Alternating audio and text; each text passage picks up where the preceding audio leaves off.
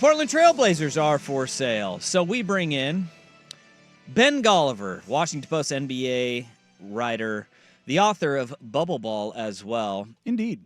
And a damn fine and proud Beaverton High alum. Ben, how's it going, man? Going very well, guys. Reporting live here from Minneapolis, getting ready for Game 5 tonight. The playoffs are getting good, man. How are you guys doing? We're doing fantastic. And I've got a question for you. I promised the listeners right out of the gate. You were in the room for the draft lottery. Is the draft lottery rigged, Ben? Not that I can tell, but, these weird results keep popping up. I understand why everybody's thinking twice about it. I felt so bad for the Blazers fans. I mean, another year where it comes down to the final ping pong ball. One number off, they could have had Cooper Flagg. I think he would have had a chance to really emerge as a franchise player in Portland, and I think the market would have loved him. He's such a hard-playing guy, amazing defensive presence, but also a talented scorer. And instead, now he has to go walk in Luka Doncic's cowboy boots, right, down there in Dallas. So crazy turn of events. Not only did Dallas jump up, San Antonio jumped up. So that sparks all the rumors about maybe they're going to trade for Giannis. It was one thing after another. Philly kept their pick when it looked like they might lose their pick. It was the wildest of all the lottery drawings that I've witnessed. I was hearing people just, basically, not shout profanities, but let profanities out as the ping pong balls were coming because they couldn't believe their eyes. They couldn't believe the results. Now, when you sent the tweet that the Blazers were one ball off, in your mind, were you thinking actively like this is going to hurt so many souls in Portland right now? Well, it's actually become like an annual gimmick. I don't love to do it, but this has happened over and over, guys. I mean, it's not my fault. Don't shoot the messenger. That's the rule, right?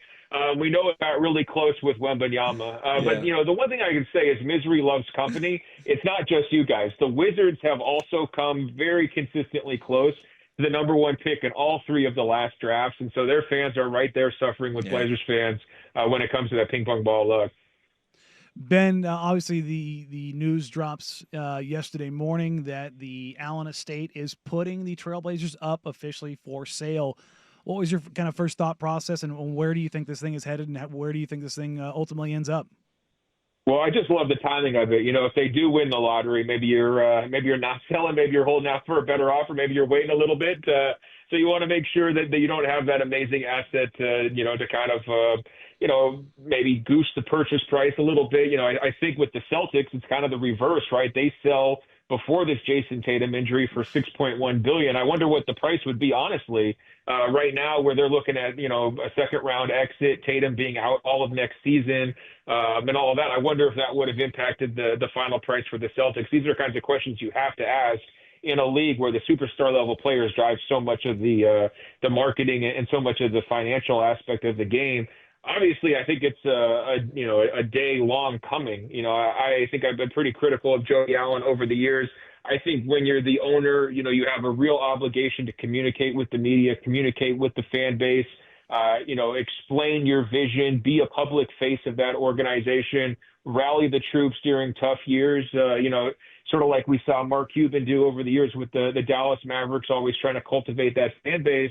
And it's just been MIA, and radio silence from her. I just don't think you can be a successful organization in a league that's as competitive as the NBA without an owner at the top who is all in, completely invested, and, willing to take the lumps when times are bad and willing to be out front when the times are good. So I think even though we don't really know at this point who the leading candidates would be to buy the Blazers, I saw the report that Phil Knight's no longer interested. I mean, that's unfortunate. That feels like a real missed opportunity, for the franchise a few years ago.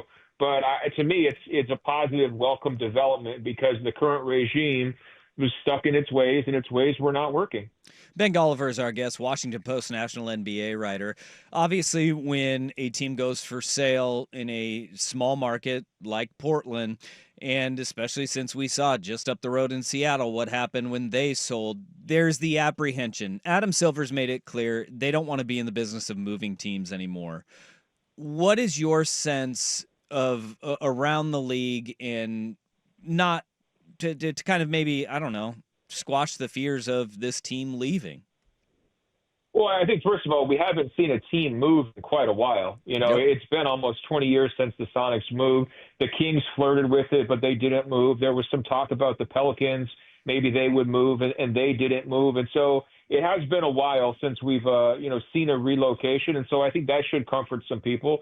I think at the same time, you never take a great fan base for granted. Obviously, Blazers fans have been through it all, and it's been a long-standing franchise in that market. And so that's a real asset. If you're an owner, you want to buy a team that has public support, that is, a major pillar of the city. That makes it attractive. You don't want one of these organizations where, you're like the fourth horse in a 14 town, right? Like that is a much tougher business proposition.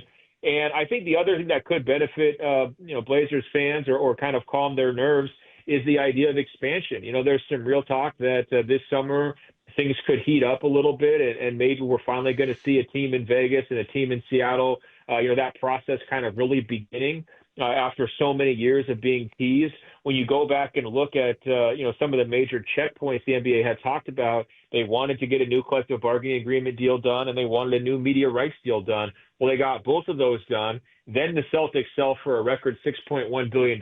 So that looks like a nice target, if you're trying to come up with how much you're going to charge for an expansion team, right? So you add all those things up, the business is quite good for the NBA right now. It makes sense to expand. And if you have two new teams coming in, well, that's two obvious markets that wouldn't be in play for the Portland Trailblazers, right? And so I think from that standpoint, people should be relatively in a good place about it. But, there are some holdups, right? I mean, there's been a lot of challenges with the television deal there locally. The arena is one of the, at this point, one of the older arenas, even though I know they've done a lot of modifications and upgrades to it over the years. So those are factors that people should consider, in terms of exactly how much is this team going to, sell for, like what the price will be. But ultimately, like, you don't want to leave a great basketball market. And to me, I mean, I travel city to city, all year long, especially during the playoffs. And Blazers fans bring it just as well as anybody does. And I don't think you want to take that for granted. Well, Ben, on the basketball side of things, when you look at the kind of the events that have transpired in the last 72 hours, obviously the Blazers fall back to pick number 11, and then the next day the sales announced. In leading up into this, the Blazers ownership extended both general manager Joe Cronin and head coach Chauncey Billups. When you look at now the team being sold, what do you look at as far as how much wiggle room, leeway, things that they can do to improve the team? Because if you look at the team right now, there's only 3 guys that are under contract currently, not counting UFAs, RFAs, and options, club options, for the club in the 2026-27 season. And so that seems like they're trying to keep the books as clear as possible. But if you're talking about building this team out, you have to decide on Shaedon Sharpe and Scoot Henderson and Denny Avdia and Toumani Camara, and you have so many decisions to make. What kind of impact do you think that the potential sale actually puts on that? Well, you don't know until you know who the buyer is, right? Because we've seen some buyers come in, like Matt Ishbia from the Phoenix Suns, who had no ties to Phoenix. He's a Michigan guy, and he decides, let's trade the entire farm for Kevin Durant like 3 days onto the job, right? And so I think typically what the new owners do look for, though, is they want the flexibility factor. And, they tend to want a little bit of a continuation or a continuity, I should say. And so I think that's why the extensions help. Like, whoever's buying the team knows who's going to be in charge. And often, I mean, Ishbia is like, the exception to the rule. Typically, the new owners want to have like a year evaluation period where they get their feet wet, they understand how the NBA works. A lot of times they get really excited to come to every single game, go in the locker room, take pictures with the players. They do all that kind of new owner stuff, right? And then they really get serious about how they want to run the team. And so I think not having tons of long-term contracts, I think that is viewed as a benefit to potential, prospective owners. The last thing you want is like some supermax contract for a guy who's injured, that's going to clog up the books and make it hard for you to put your own stamp on the team. And then I think, despite the fact that those guys have extensions, I think everybody knows when a new owner comes in, typically they want to get their own people, who they trust to run the organization. And so it winds up that first season becomes a prove it year. So let's just be very honest about this. I mean, the sale can take a long time. The Celtics one dragged out for all the way past the All-Star break, even though they announced it last summer that they were going to sell. And then there's going to be a transition period for the new owner. And then, that person's really going to feel probably up to speed in their second year. And so I think if you're a Blazers fan, you have to, be realistic and expect some choppiness here over the next couple of years. Now, if I was in Joe Cronin's position, what I want to do in the middle of that transition is really prioritize the young players, right? Not only do I want to make sure they get a lot of minutes, but I want to make sure I get those guys under longer term contracts, that the guys who I truly feel are part of the core, because you have to do this now as like a 2, 3, 4 year type window. You're not necessarily in that like 1 year, year to year mentality of like, how can we get into the playoffs? I don't think that's quite your goal here. I think you want to be great longer term for the next ownership group, right? So identify your best young players, make sure they're under some longer term contracts than you described, and that's how you go forward. And if that means you have to trade some of the higher priced veterans, or you just move on from some of those guys, that's how I would handle things. You mentioned Matt Ishbia, and being a new owner is really tough. It's a tough business to wrap your head around. Professional sports, there's only so many teams available to own in various sports. What, as you kind of look from your view, being in a national writer now, for a new owner, what traits do you feel make a good new owner to a franchise? Well, to me, the most important thing is love for the game, and that's why I kind of have harped on Jody Allen. We have no idea, what her relationship to basketball is. She's just inheriting this team from Paul Allen. It was so clear that Paul Allen genuinely loved basketball, right? Now, he made some silly decisions along the way. Everybody will, but I mean, he was making it popular, running up huge luxury tax bills way before all these current owners were doing it, right? He was a trailblazer in that front, no pun intended. So I think love for the game translates to financial support, not only when you're talking about your players, but you're looking at your medical staff, your coaching staff, running a first-class operation that players want to be a part of and stick around, building a culture. It starts with the owner loving basketball and having that team be a high priority in their life. And so Matt Ishbia has made a lot of mistakes down there in Phoenix, but one thing you can't question is the fact that this guy loves basketball. And so sometimes maybe he loves it a little too much. You almost have to kind of reel him in a little bit. So that's why another top characteristic would be self-awareness. You want owners who know what they know and also know what they don't know. And, are willing to trust their executives to make the kinds of industry decisions that maybe they're not as familiar with, right? You want to strike a good balance there. I think the Celtics ownership group has been a phenomenal example of this. They were so invested in the Celtics that they realized even a franchise legend like Danny Ainge wasn't getting it done anymore. And they made a big swing to, basically part with Danny Ainge, bring in Brad Stevens. And nobody's done a better job than Brad Stevens around the league over the last 5 years, except maybe Sam Presti, right? And they've really trusted him to make those types of decisions. And of course, they've spent the money to support him. So, and it paid off with the championship last year, right? So I think that's a great model for what you're looking for in an owner. You want people involved in the idea of basketball being great and being a priority, but you don't want them to be meddlesome. That's sort of the right balance to strike.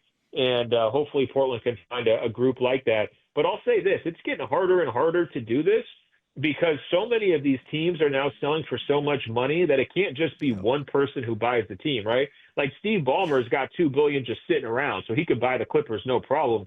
Most people don't have that, right? They have to bring in minority investors. They have to bring in partners. They have to take private equity money. And all of that stuff it adds more cooks to the kitchen and makes things more difficult. And I think that's something to consider in Portland, too. It's not like there's a whole bunch of billionaires just sitting around in Portland waiting to, spend all of their money on a basketball team. And so that could, lead to a situation where there is like kind of a conglomeration that buys it, right? Or it could lead to a situation where it's just an out-of-town owner. And either one of those, it just presents different challenges if you're the Blazers, right? Yeah. Especially if you're a fan who was used to Paul Allen, who was at every single game, who was fully committed to the city, who built the arena in the 90s and all that kind of stuff. It can just be different when you have outside ownership groups. One example of that's Milwaukee. They had two guys from New York who were running the team. They were taking private jets back and forth to the game. It worked out okay. I mean, they won a championship in 2021, but one of those owners wound up selling his stake, and he's already out because, he just figured, hey, this was a good investment. I'm not really in this for the long haul. The city of Milwaukee was not his priority. And so that's something you have to worry about, right? Like if the hedge fund guys come, the private equity guys come, you got to wonder, is Portland their priority, or are they just trying to flip an organization and make a quick buck. Well, you just explained when you want a new owner, you're trying to find a unicorn. Now we need to find a whole herd of unicorns because there's multiple investors. Seems easy. It's We're going to do it. Part, but if you get the one person, and they get to be in charge, and then everybody else is just kind of supporting, that's kind of the best case you can hope for right now. That's what the Celtics are, by the way. They got this guy Chisholm who's going to be like the face of it, but he has a whole bunch of financial support backing him.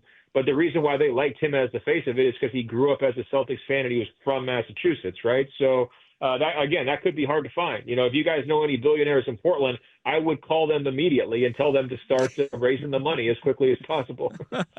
Ben, good stuff as always, man. Really appreciate the time. Enjoy Minnesota. Sounds good, guys. All right, take care. All right, Thanks, that is Andrew. Ben Golliver, Washington Post national NBA writer.